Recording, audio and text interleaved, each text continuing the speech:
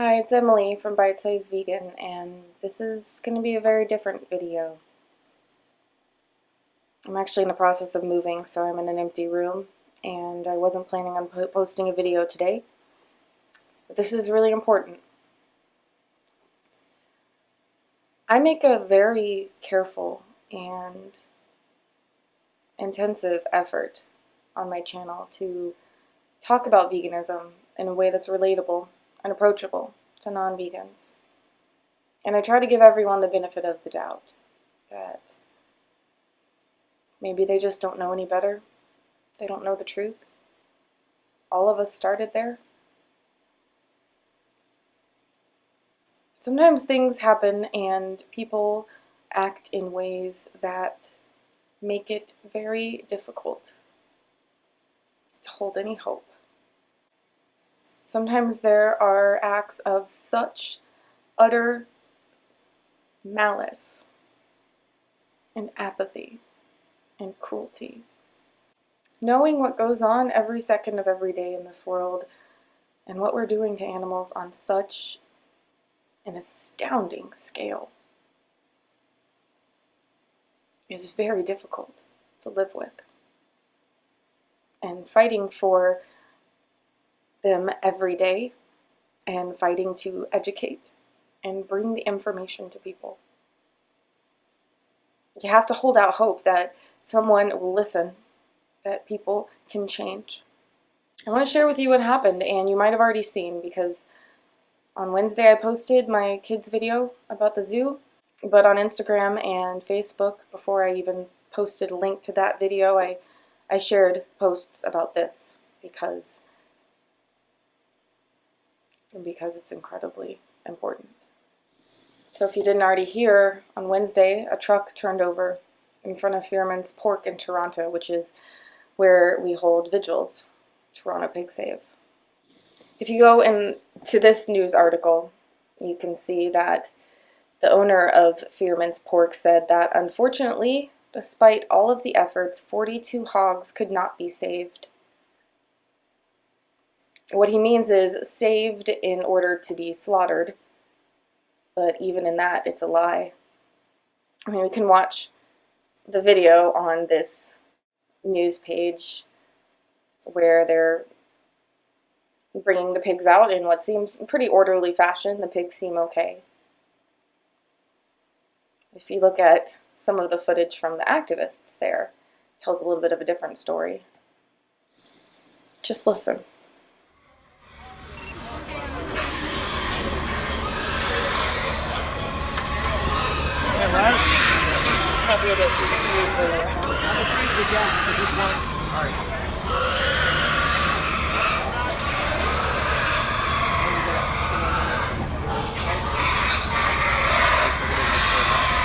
They're actually the three people here that won't come out. So just you get once one comes out, then you'll get the rest.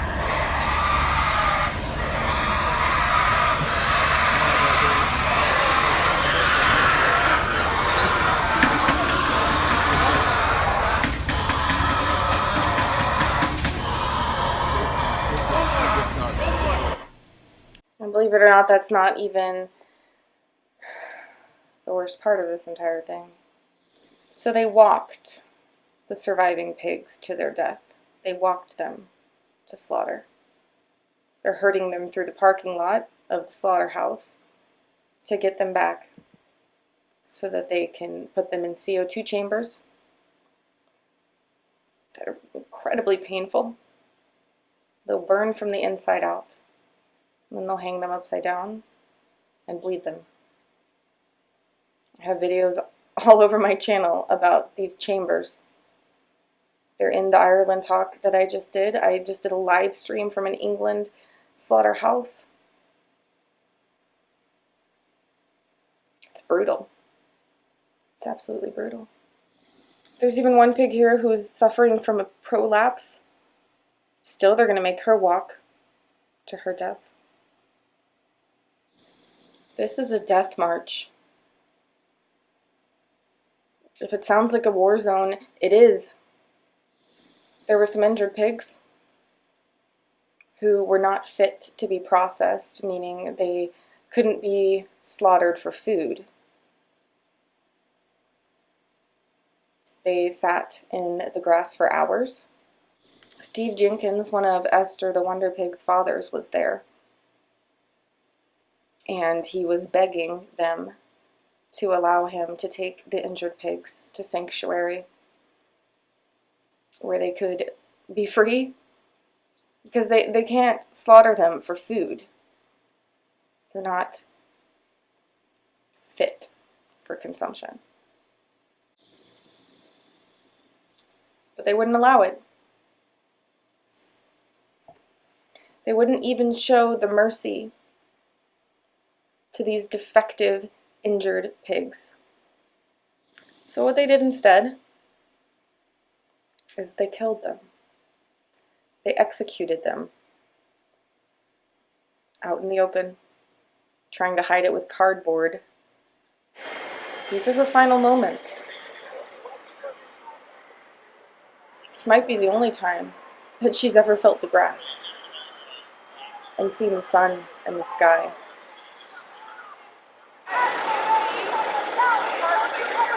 You can see the bolt gun in his hand.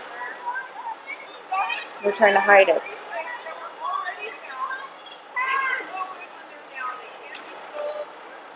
He just shot her.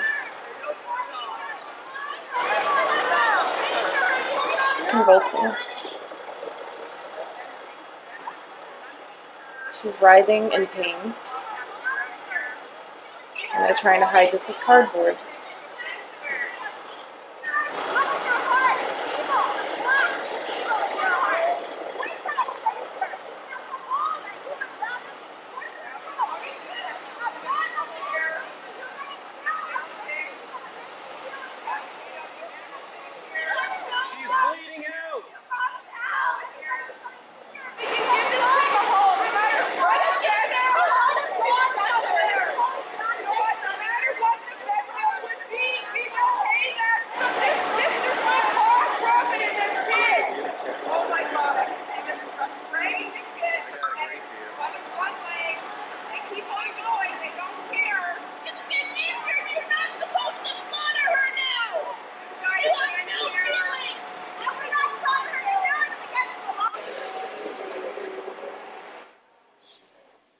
So then they take her carcass and they load her into a bin so they can throw her in the dumpster like garbage. These pigs were still alive. They could have healed. They just were too injured to walk. And one of the laws is that pigs have to be able to walk themselves to their death. There is no justification for this. This is murder. There were people there, willing, ready, wanting to take them to safety. To take them somewhere where they could live out their life. And they couldn't even allow that. Couldn't even give these pigs that much mercy. They weren't going to use them. They weren't going to slaughter them. They're just going to throw them in the dumpster. And what you're seeing now is those who didn't survive the crash. All of those who died in the truck, in pain, screaming, trapped. And just imagine, what if this was people? What if this was even dogs? How would we react differently?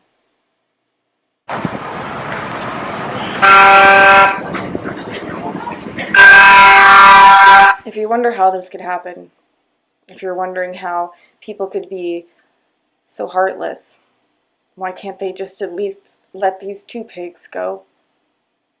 If you can't comprehend how this is possible, but you still eat meat, dairy, eggs, you've answered your own question. This wouldn't be happening if we weren't asking for it to happen.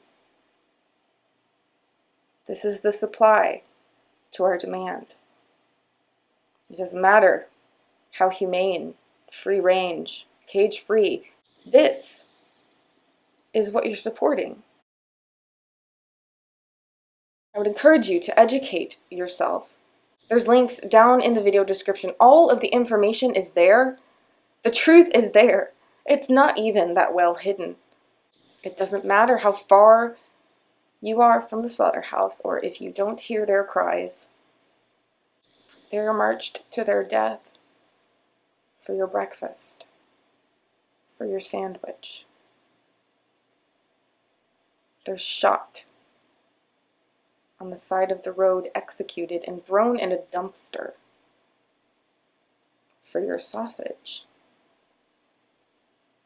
The main reason they were trying so hard to get those pigs out of the truck is to make sure that they don't lose their inventory. Try to reduce lost profits. Get them out of there as soon as possible so that they're still alive, so that we can kill them. That's the insanity of our system. There's no excuse. There is no way to justify this. Please see the links, how to get involved, how to educate yourself. It's not rocket science. Stop eating animals. Bear witness to the reality. See the truth. Stop ignoring it. You don't have to look far. It's all around you. It's all around you, every moment of every day. It doesn't have to be this way. Make your choice.